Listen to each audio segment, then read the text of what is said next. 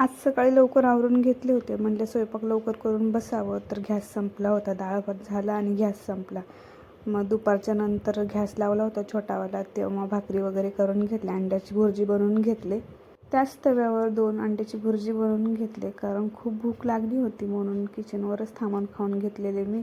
कधीतरी विचार केला ना, आज काम करून बसेल लवकर, कारण खूपच कंटाळा यायला लागले रोजचे कामं करून घरातले. तर आज लगेच गॅस संपला होता. अख्खा दिवस कामामध्येच गेलं, कळलंच नाही की दिवस कसं काय गेलं. जेवण करून थोडासा आराम केले. मग भांडी वगैरे घासायची होती, ती घासून घेतले.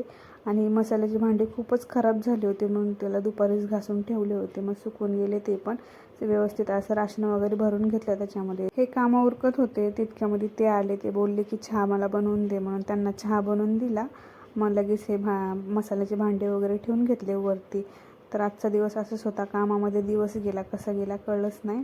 आजच्यासाठी एवढंच होतं. भेटूया पुढच्या व्लॉगला. बाय.